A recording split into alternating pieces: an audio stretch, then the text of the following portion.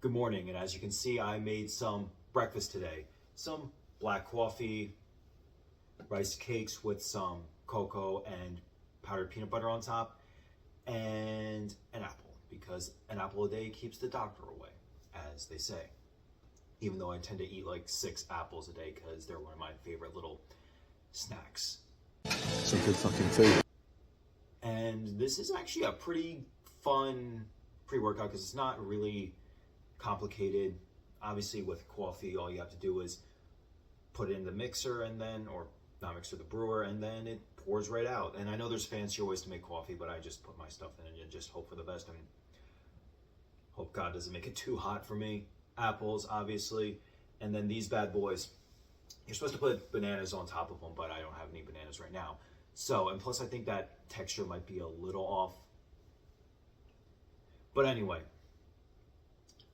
I'm going to snack on this, and as you can tell, I'm wearing my back day shirt because it is back day. And not just that, it's a hard cardio day, so it's probably going to be 30 to 45 minutes on the step mill or an hour on the treadmill, one of the two.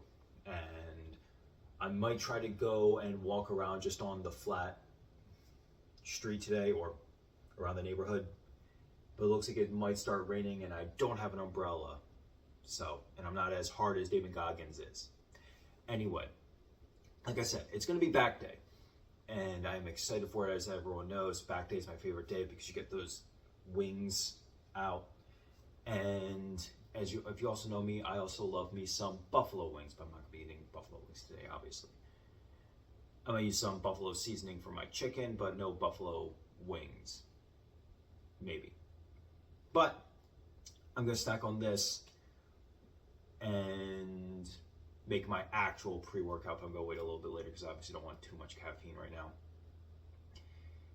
And this is going to be tasty. So, let's eat. And we are on our way to the gym on this glorious sunny day here. Man, this weather lately has just been consistently awful from like March up until now. The weather just has not improved at all. Like at all. We've had like 1 or 2 days when we get like sun and everything like that, but it's more consistently just like this. And it's insane how consistently the weather has been just gross. Of course, I always say you need the rain in order to appreciate the sun, but it'd be nice to have the sun every now and again. It's such a rarity that it's like finding a woman who actually wants to talk to me. Self-deprecating humor, am I right? But anyway, I mean, I guess I can say at least it's not snowing out, because if it was at least a little warm, that'd be fine, but it's just also chilly out too. This doesn't feel like spring weather. It feels like autumn weather, not fun autumn weather when it's actually that time of year, you know, you get the cool leaves and everything like that. No, it's just lousy weather. And you can't let it ruin your day, obviously, but I just want a nice day out when I have a day off. Is that too much to ask for? So that way I can go out and experience the real world. I mean, I can still experience the real world, obviously, but I don't know, it's just kind of a doozy. So now that I'm in the parking lot of the gym, still raining, and you know what? I think it's busier than what the busy thing says on Google. Said it would be around this time, which is fine. It is what it is. Like I said, better to see a gym packed and people trying to improve themselves than a dead gym and no one working to be any better. But like I said, it's back days, and a lot of the times the stuff is being, like the lat pull down machines and stuff like that are being used a lot. So that's what I was hoping to get a dead gym today. Just put my e-brake on. But it is what it is. And technically I could have gone later, obviously, but on my day off, I'd rather just get the workout stuff done earlier rather than later. And that way I can just spend the rest of the day, especially on a day like this, just relaxing and recovering, especially since I do have those acting classes later today. And I want to go to bed a little bit earlier since tomorrow morning I have an interview with the modeling agent in New Jersey. So, and hopefully I don't forget about that, which I'm going to set every single alarm possible so that way I don't forget about it. Anyway, I got a pre-workout to drink. I got a workout advice to listen to on YouTube while I'm chugging this pre-workout, because I want to get this chugged out as quickly as possible so that way I can just get into the gym and get to work and get started on cardio. Like I said, probably about, since it is a harder cardio day, I'm probably going to do, did I say 45 minutes on the step mill? I might do 35 or 45. It depends on where my head is at the time and how much calories I did burn. And like I said, all cardio doesn't count in the steps for the day. And I'm going to have to find a way to get more steps in. Maybe I can find an umbrella. I'll just walk around the block later today. Anyway, let me chug this pre-workout and let me get to our workout. Poultrygeist. Pew! So I wanted this conversation to actually be more fitness related, not just talking about the workouts I'm doing, but why I love training back so much. Well, honestly, I just always felt training back was the most fun to do.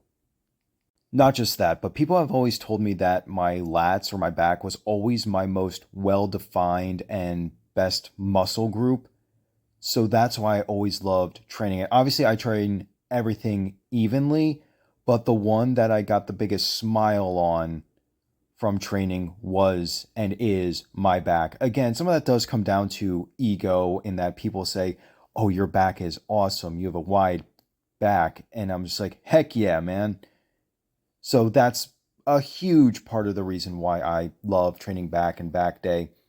And I think there's also a lot of fun ways to train back. Obviously, with the lat pull down machine and pull ups and the row machine, things like that, that solid back pump feels exceptional. It feels so unbelievably good. And I can't even describe it into words. It's like when Arnold goes on that rant about the pump in Pumping Iron.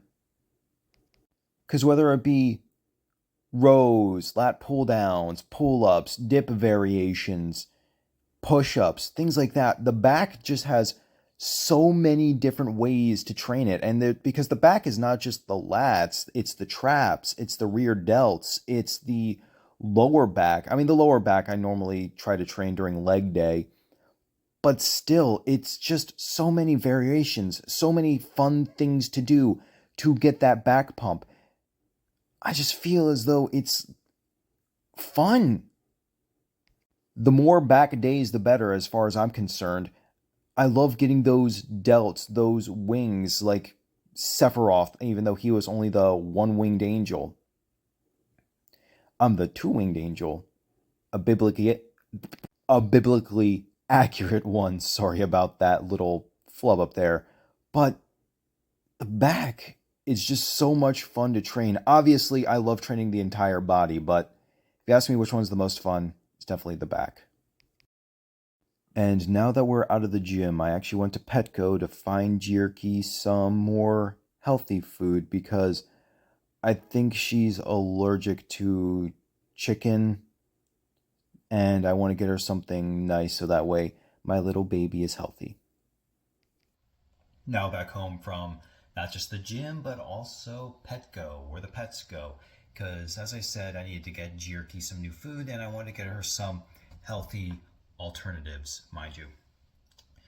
Obviously, I got her some of the Tastefuls because I want to get her even more healthy stuff, like this wilderness salmon recipe.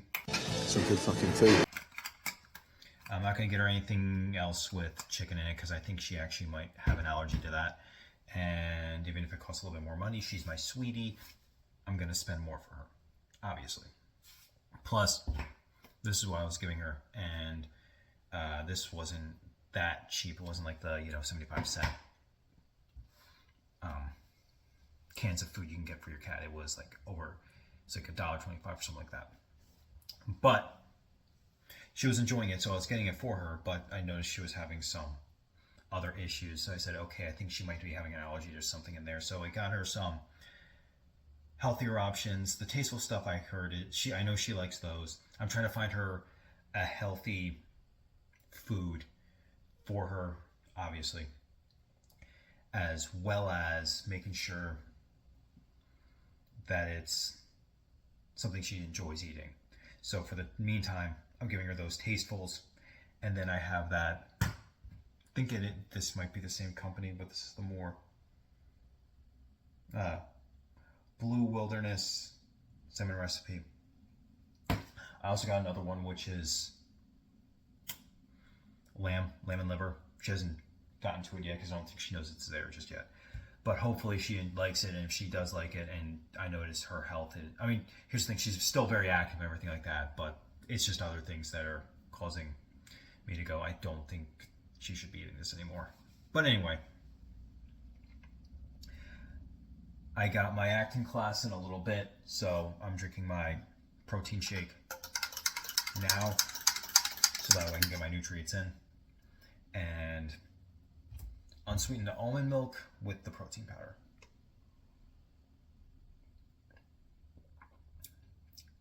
You know, for very little sugar, this actually is very sweet. I wonder what they do. Like, I'm still happy that there's no cholesterol in that.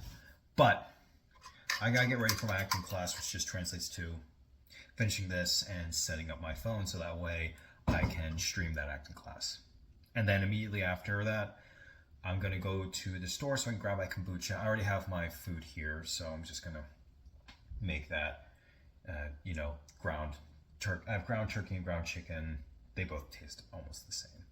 So I mean, it's no American chicken bunker, but you gotta work with what you have.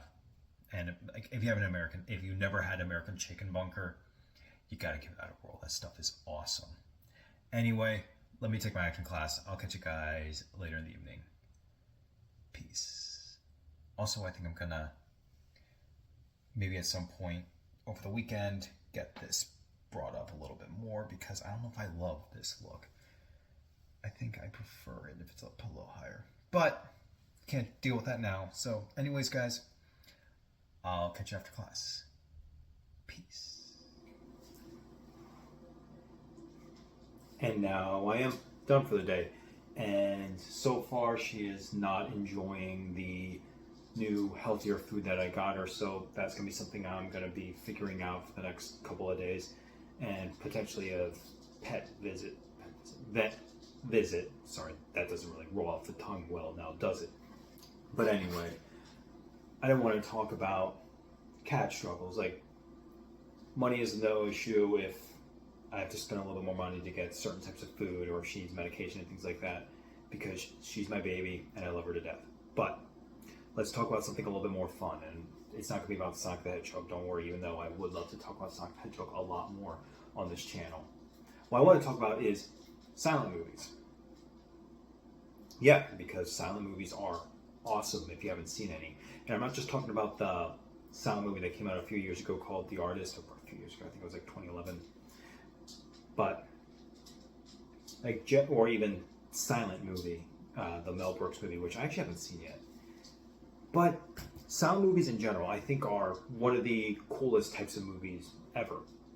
And I'm not just talking about like art house versions of movies that they make nowadays. I'm talking about the old school, true silent films to where they couldn't make sound for movie. And obviously they're the standout ones, like Nosferatu, Cabinet of Dr. Caligari, Birth of a Nation. That's a controversial one, but it's considered one of the all-time greats for a reason. It's a really well-made film, but again, it is very controversial for a reason. And I think this was a great era for horror specifically, because when it comes to the atmosphere of horror, silent films just had that certain sense to them. You know what I mean? They weren't just, they had to, like, because movies, here's the thing, movies are visual storytelling. Obviously there's audio to movies, there's music, there's talking and things like that. But with silent films, they didn't have talking. Obviously they weren't talkies yet, they were just movies, moving pictures. And with sound, normally it was with orchestra in the theater or cinema with the audience, and which is something I would love to experience. I know they do that with like Lord of the Rings and things like that, where they'll have the movies playing on the big screen, but you have the actual orchestra. I gotta do that one time. I gotta see if they're touring that in my area, because that looks like a lot of fun. Hopefully, if they do it in my area, they don't cancel it like they did the Sonic Symphony in Philly. Am I still upset about that? A little bit, but that's neither here nor there. With silent horror,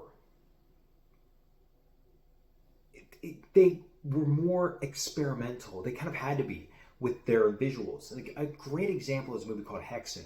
It's a movie about Hexen or witchcraft through the ages, and it's kind of like a documentary about loosely about witchcraft, things like that, which actually turns into a pretty progressive movie about people with psychological issues and things like that. So if you haven't seen Hexen, I can't recommend Hexen enough. It is a certified masterpiece of a film. When it has its horror moments, it's genuinely creepy and unnerving. The visuals in that film are next level, truly.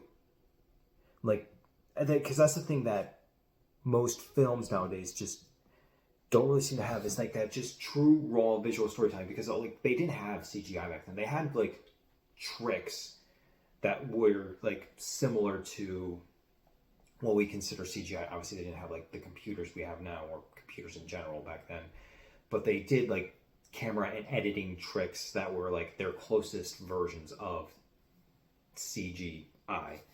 And I think that with the limitation of only being able to be looked at, you had to do more with it. Obviously you had the title cards and things like that for people talking, and the music to add to the atmosphere, which I think one thing that is kind of inconsistent, this is at least with re-releases of silent films. A lot of the times you're never going to get the original audio, because there probably wasn't any actual audio recorded for any of these. But getting the original score is sometimes more frustrating than people think it is. And I know there's more pure releases now. I know Nosferatu has plenty. That I believe my version of Hexen is the actual soundtrack to the score when it came out. I got the Criterion release of that, so Criterion's pretty good with that. And the Count of Dr. Caligari, I got that in one of those box sets that comes with 10 movies for only $5, and it's just a bunch of public domain movies, which were actually pretty good. I wasn't against it. Came with a cool little tin. The tin, if you press the top of it, it's just a woman screaming, and it took forever for it to stop. And my best friend Tyler, whenever he would come over, he would press that button just to annoy me, because he knew how long it lasted, and he knew it frustrated me every time he did it. It doesn't work anymore now. You can hear something, but it doesn't do anything. It's just kind of a sound now. But there's also a movie called, I believe it's called The Leaves of Satan's Book. It's not a horror movie necessarily. It's more a drama that just happens to have Satan in it. At least I think. I haven't seen it yet, but I've seen stills from it. And it looks pretty good. And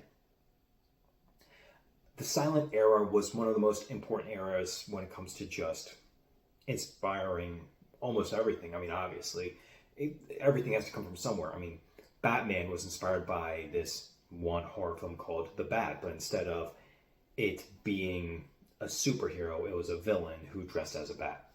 And then there was The Man Who Laughs, which is inspiration for the Joker. You see him with the permanent smile on his face, and you can be yeah, I can see why, at least visually, that was inspiration for the Joker. Ironically enough, The Man Who Laughs was good, The Bat was bad, and then, well, the Batman is good, Joker is bad. And The Man Who Laughs was really good, and The Bat was okay. The Man Who Laughs you watch because it's an actual classic. The Bat you watch because, oh, this is basically where Batman comes from. They actually remade the Bat with in color and with sound. That was okay. I watched that during the COVID lockdown because I was just trying to, obviously during that, we're just all trying to waste time. But that's like kind of like the thing about silent horror, and even like I can even expand it into talkies with just straight up black and white horror films, because there's something just unnerving about it when you kind of see things in black and white. They kind of like, there's always something kind of off about them. And I think another thing that makes silent movies even cooler is that our grandparents weren't even probably alive yet. Heck, my great grandmother wasn't even alive yet when Nosferatu came out. And that's just like a wild piece of history, isn't it? And just to think there's these pieces of art that, like movies, honest to God movies that existed before like our elders did. And that's just kind of cool. Just the, like, cause like, and they're not lost, because that's an unfortunate thing about a lot of lost or silent movies, is that there was no sense of art preservation with them at the time. I mean, nowadays, unfortunately with video games, they don't take it as seriously, it seems, but with movies now, at least now with movies, they are better with preserving them. There's a few movies that came out recently that are considered lost because the companies just said, we're not releasing them. And there's a bunch of silent movies that are just gone, like London After Midnight, which is considered an important piece of filmmaking history. That's gone. There's Lost King Kong movies. The original Phantom of the Opera is gone. Yes, the one with Lon Chaney is not the original. There was one before that, and I think there was even one before that called Life Without a Soul. I don't know if that one was before or after the Lon Chaney version. That's why I'm bringing that one up. That's also lost. Isn't that wild? The like things that are genuinely important to art and filmmaking history are just not around anymore. And that kind of makes them creepy in their own way. It's kind of like creepypasta-esque in its own way, where it's like lost pieces of media, but this is like real lost media, not like just something someone made up. Like, I think silent horror films also are perfect for Halloween. Like, you get some friends over, you put on Hexen, you put on Dr. Caligari, you put on Life Without a Soul was Frankenstein, not Phantom of the Opera. But there is a lost Phantom of the Opera movie. And one thing that is cool about Frankenstein is like the very first Frankenstein adaptation was actually found. It's almost nothing like the novel, but it exists, and it is a pretty cool piece of art history. But anyway, put on Nosferatu, put on Caligari, put on Hexen. Halloween time, like, these are perfect films for Halloween. I can't think of a better movie style for Halloween than silent ones, because Halloween to me is more fun, creepy than it is like actually scary. And that's the thing about silent horror films, is they are a fun type of creepy. And obviously you mix in like the 80s slashers, some good old 70s sleaze, some modern A24 movies here and there, and you get a good recipe for a great Halloween treat. But silent movies, classic horror, like we get like going into talkies too. That's Halloween right there. That style. That thing where it's like, it's unnerving, but in the end, everything is okay. And that's why I love silent horror films so much, is they do have that thing about them where it's like uncomfortable in its own weird way, but obviously no one's getting hurt in the end. There's movies that are an exception to that. Noah. But anyway, that's not a horror movie. And obviously, silent horror films are not for everyone, because who wants to read? Like, not everyone wants to read through a movie and hear no one talking. Even though a lot of people will prefer to watch subtitled anime or dubbed anime, I think maybe it's still because they're hearing someone talk as opposed to just reading someone talk. But truly, if you haven't watched a lot of silent horror films, just give them a try. They're normally never long. There are silent epics, obviously, but when it comes to all the silent horror films, they're normally like an hour and a half tops. And it's not really losing that much time. Get some friends over. Get your movie nerd friends over who can probably even help you like the movie even more. Just give it a try. Just give them a try. Here's the thing. If it wasn't for silent movies, we wouldn't have Poultrygeist. And what would life be like if we didn't have Poultrygeist? Like, no silent horror films, no Poultrygeist, and that's not a world I want to live in. Could you imagine Poultrygeist as a silent film? Ooh, that'd actually be fun. Like, do an old school, like, if someone way back when took a little bit too much and said, what about if I made a movie about chickens that just, yeah, I'd have a lot of fun with that movie. Obviously, that doesn't exist. But, like I said, give them a try. Some of these are even free on YouTube, so it's not even going to cost you anything. And more often than not, the free on YouTube version has no ads because they're public domain, and sometimes people just be like, here you go. But which ones would I recommend? I kind of already said them, but Nosferatu is probably the most important one. Cabinet of Dr. Caligari is a banger. If you can find the original Frankenstein, that one's only like 10 minutes long. Definitely check that out because it's visually really cool. And probably my favorite silent horror film, Haxan. That one I don't think is officially on anywhere. I double checked that because, I don't know, did that go into public domain? I honestly don't know if that did or not, because public domain is kind of tricky. But, and Phantom of the Opera, the original one that's still not lost. Those are basically the quintessential silent horror films. And obviously there's other great silent films that aren't horror, you know, like The Man Who Laughs, The Bad, which is like more of a thriller, stuff like that. But definitely check them out. They're worth watching. Like, and if you're not digging it, obviously don't waste your time with the other ones. But just try them. Try them with friends. Because I remember this one time, my friends and I, we were watching Haxan. And we watched it because we thought it'd be a fun movie. It's like, oh, it's a silent movie. We can talk about life and things like that. And it completely gripped us. We paid more attention to that movie. We paid, from start to finish, complete attention. No one looked at their phones. No one talked. It was just a great movie. So give it a try. Like I said, they're not for everybody. And if you're not enjoying your time with it, don't waste it. Find entertainment you do enjoy because life's too short. But don't sneeze at it. You might find something you enjoy. Anyways, I still gotta make supper and get ready for bed.